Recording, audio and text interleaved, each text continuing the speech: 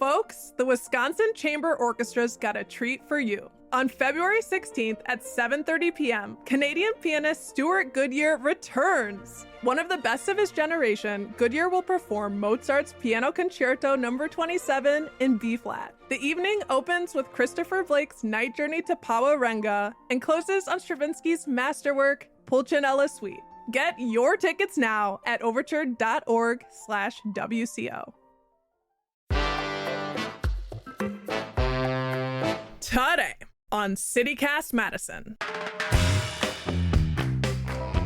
Hate crimes have nearly doubled statewide in recent years. And in the past few months, we've seen chilling hate incidents right here in Madison, including a neo-Nazi march downtown. Madison prides itself on being welcoming, and the Madison Police Department says it wants to get ahead of acts or threats of hate-fueled violence. To do that, they've launched a 90-day task force. We sat down with Police Chief Shon to learn what MPD is doing about hate crimes.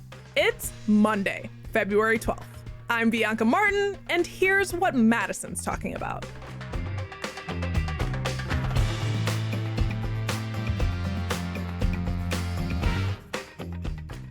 Chief Barnes, hello. So happy to have you back with us. Thank you, Bianca, and thank you for having me on again. Yeah. So what's the aim of this new hate crimes task force? You know, Bianca, over the last month, maybe even 6 weeks, I've received several calls and emails from community members who are concerned about their safety. And they're concerned that because of who they are, where they come from, their religion, that they may be subject to being targeted like we've seen in other parts of the country. And this is something that, quite frankly, I'm very familiar with.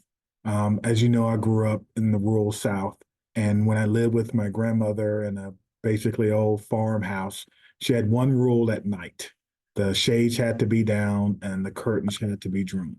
And the reason that is because in her day, people would even shoot through your window or throw rocks through your windows if they thought you were in that space. And I never forgot that. And I felt like for a country so wealthy, at times we can act so poor. And I mean our moral character and fiber. So when I heard people talking about, what are you doing to keep me safe? I asked myself that same question. What more could I be doing to keep you safe? And so I decided to put together what I call a hate crimes task force. The task force comprises of myself. It's led by an assistant chief. It's led also by a captain. There are detectives on the task force and a lieutenant from each district. We want to make sure that any call we receive, any report that we have to take, that we're going to give it a critical eye to ensure that if someone, quite frankly, harms someone's property or themselves or someone else, we're going to make sure that they're held accountable. Additionally, I wanted to do my part, what little I can, to turn down the temperature of hate rhetoric in Madison. As you know, last month, I received a phone call letting me know through our law enforcement sources that we were going to have what I guess they're called neo-Nazis or a hate group, whatever you want to call them, coming to Madison and walking through the city looking for attention. And we weren't going to give them any more attention than they deserve, which is none. And so we do allow people to exercise their First Amendment right. That's a part of the balance with the hate crimes task force. And certainly we try to strike that balance. But hate has no place in this country, and it certainly has no place in Madison. As you're fully well aware, this city has a history of tolerance dating all the way back to the Vietnam era and even before then. And so I needed to know that I could answer the question, Chief Barnes, what are you doing to keep me safe? And so what does the task force specifically do? What have you outlined there? Yep. So there are a few objectives of the task force. One is to educate our officers on what questions to ask during the initial investigative process. Number two, they're to come together with a community engagement plan so that community members know that we exist and that we're here to help you. Number three, to ensure the successful prosecution of any cases with a hate crime enhancer. As you know, most states don't actually have a hate crime statute. They have a hate crimes enhancer. And so we have that here in Madison, and we want to make sure that everyone is fully aware of it. Number four, we coordinate with our other law enforcement partners from around Dane County, and of course, those partners at the Fusion Center, as well as our FBI partners that really give us a lot of good information when we need it on this particular thing. I am proud to say that because we put the task force together, we have other law enforcement agencies saying, hey, can I join too? Is there space for me? So UW Police Department has sent an officer over, and so we now have a liaison there. And certainly we're open to any other police departments that may want to join this particular effort.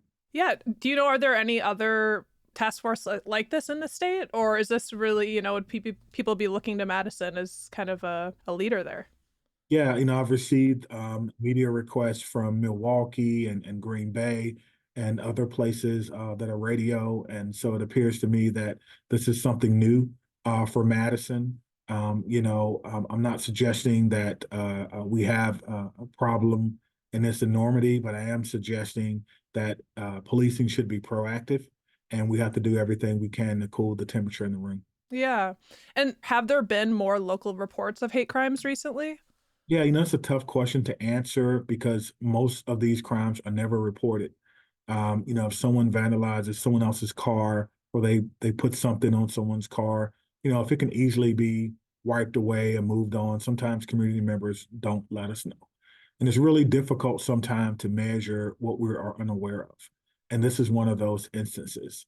But we do know that whenever there is an instance that we think may be hate crime related, that it's often something that gets a lot of folks' attention. And then we get other calls that come in and say, hey, well, this happened to me. That happened to me. One of the things that I think I want to do with this task force, Bianca, is let people know it's okay to call and report these. Before, the numbers could be low because people felt like it wasn't going to be taken seriously. And that is a big objective for this particular task force, letting the community members know that we take this very seriously. You may think you can get away with it here, you cannot. You may want to think about not doing it at all because there's a group of people who will specifically figure out that you're responsible and hold you accountable for your actions. And my understanding is this is an effort, like you said, to educate officers how to take these calls so they're even more prepared for that moment and to unify across the force.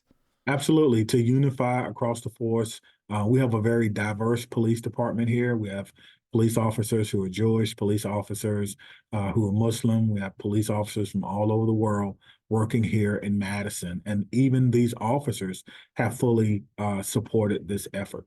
When it comes to taking good reports, much like the training we do on domestic violence, there's a certain language and there's a certain behaviors that we expect from officers.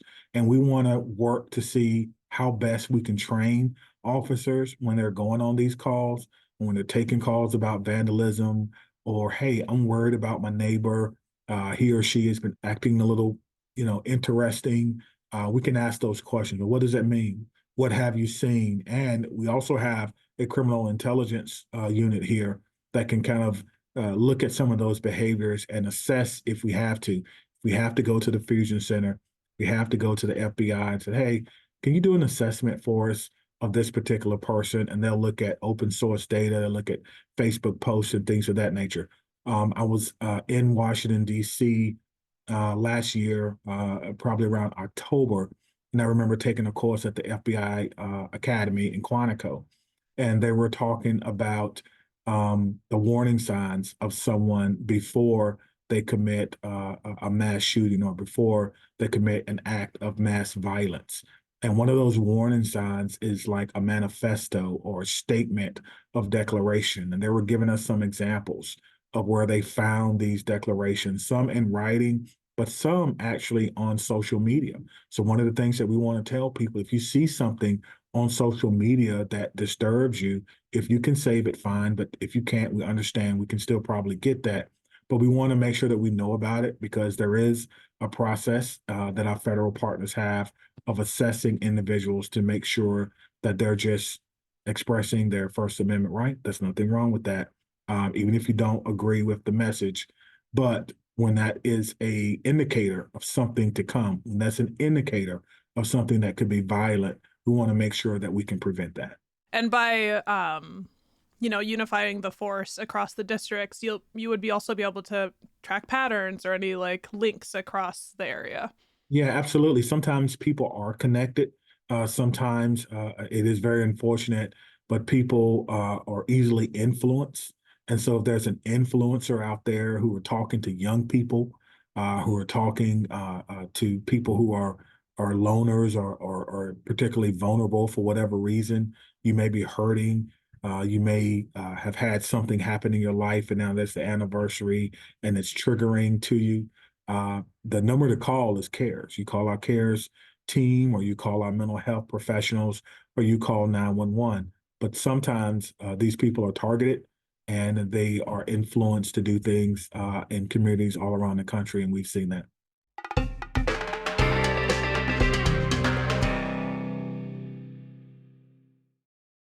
Shipping can make or break a sale, so optimize how you ship your orders with ShipStation. They make it easy to automate and manage orders no matter how big your business grows. And they might even be able to help reduce shipping and warehouse costs. So optimize and keep up your momentum for growth with ShipStation. Sign up for your free 60-day trial now at ShipStation.com and use the code POD. That's ShipStation.com with the code POD. I want to get back to, as you noted at the top, we saw neo-Nazi group activity in Madison. We saw a group march on Madison last November, which was very disturbing for everyone. What can Madison police do about these groups? Everyone has the right to free speech, the right to assemble, the right to petition. We cannot take that away from people, even if we don't like the message. And so what we do is we monitor those situations. Some of the things during our monitoring process, the community may see. Some of those things you will not see. But I can assure you that when we have things that happen in our community that truly affects the conscience of Madison, that the police will be monitoring that and will be monitoring it closely. Because the first time or the first thing that we see that leads from First Amendment rights to violence or property damage, it's our responsibility to interject. Yeah, the Constitution says people are free to hold repulsive views and to express them. The FBI says hate itself is not a crime, as you're sharing. But also, like you shared, people aren't allowed to threaten or harm others. So when does speech cross a line into inciting violence?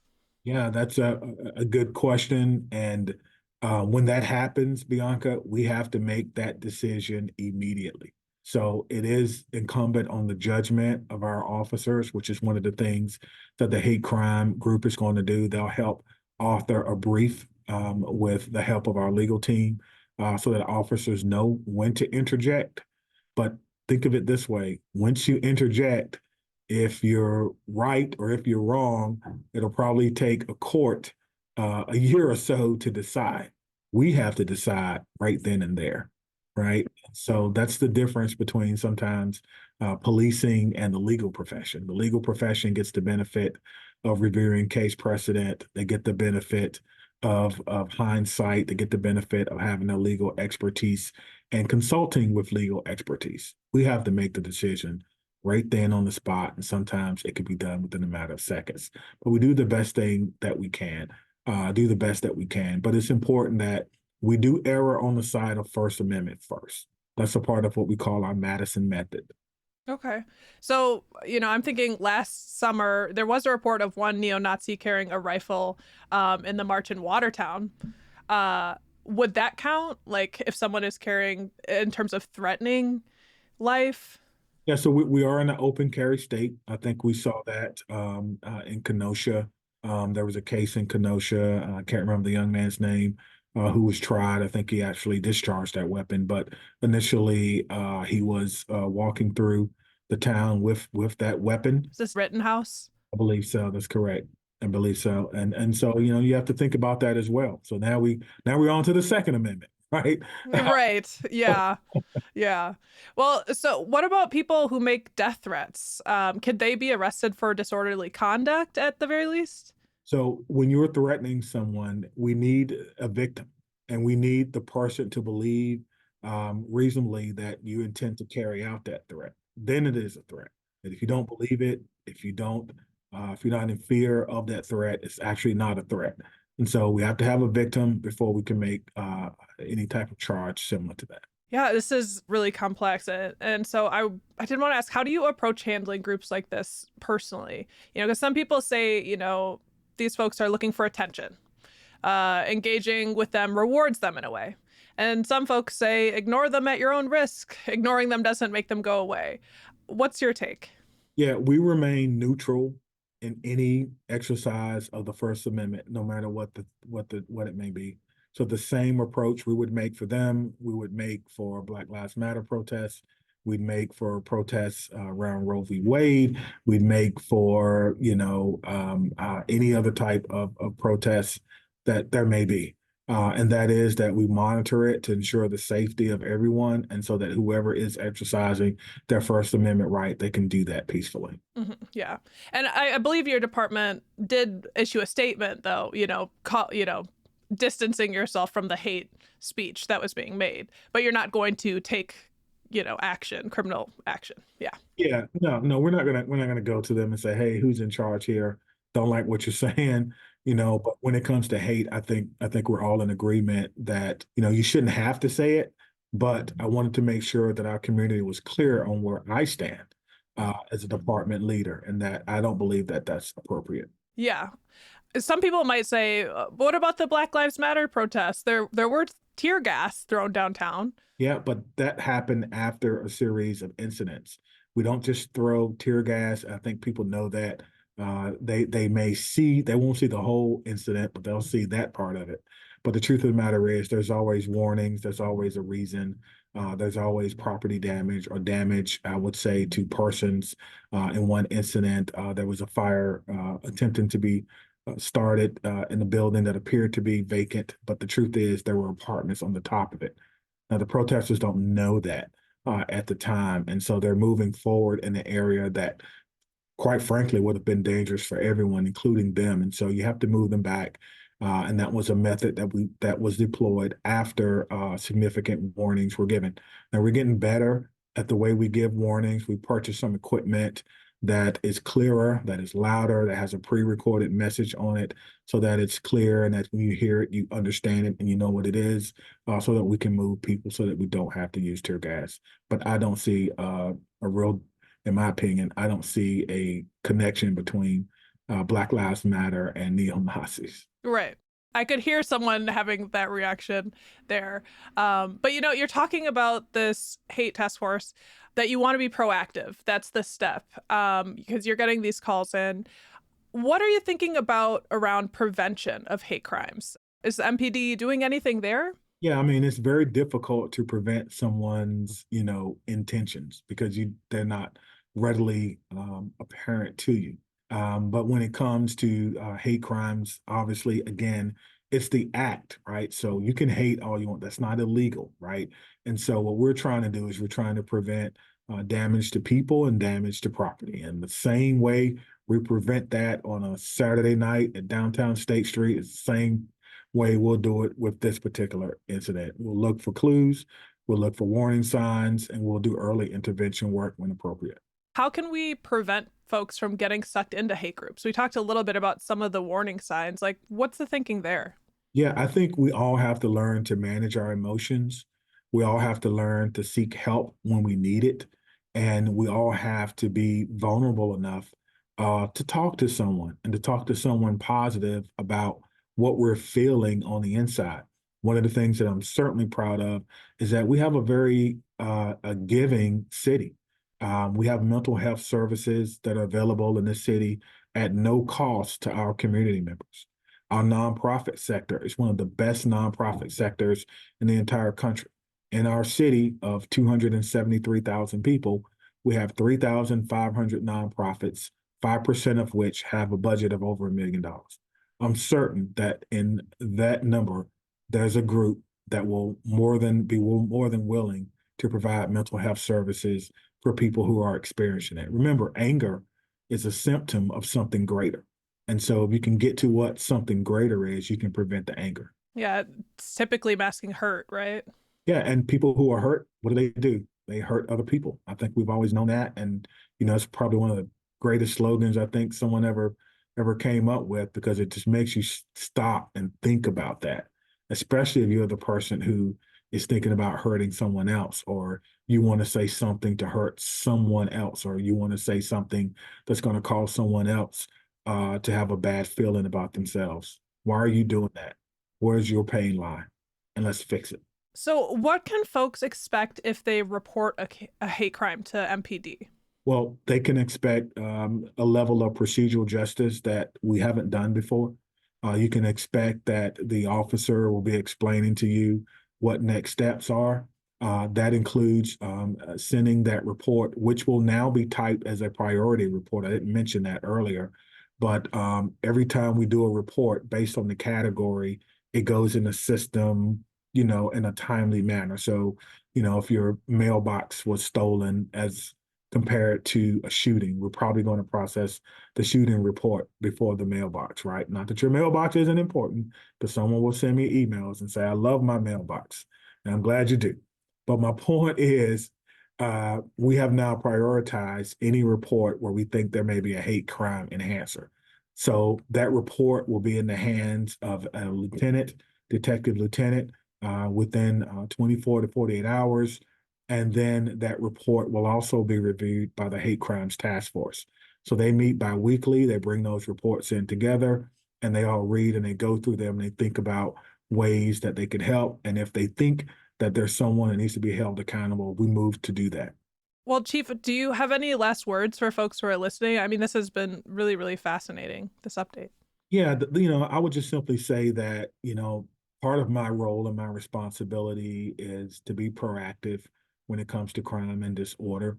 I fully understand that hate crimes are tricky, because you do have the right to think and say what you want in this country, but you don't have the right to damage someone's property or damage someone.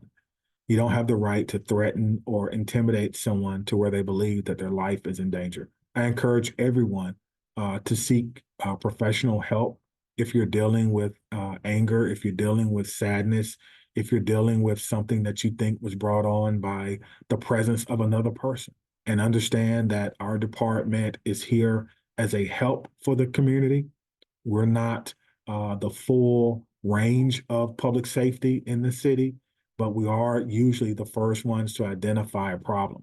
And then it's our responsibility to link people with the best resources to help them. I want people to know that I care about our community personally and professionally. And I want people to know that no one should ever live in fear because of who they are, like my grandmother had to when she was a young girl. Well, Chief Barnes, it's certainly translating across today's discussion. We thank you so much for joining us and giving us this update. Absolutely. Thank you, Bianca. That's Shon Barnes, Madison Police Chief. That's all for today here on CityCast Madison. I'm Bianca Martin. If you enjoyed the show, why not share this episode with someone you know who values safety and inclusion in Madison? We'll be back tomorrow morning with more stories from around the city. Until then,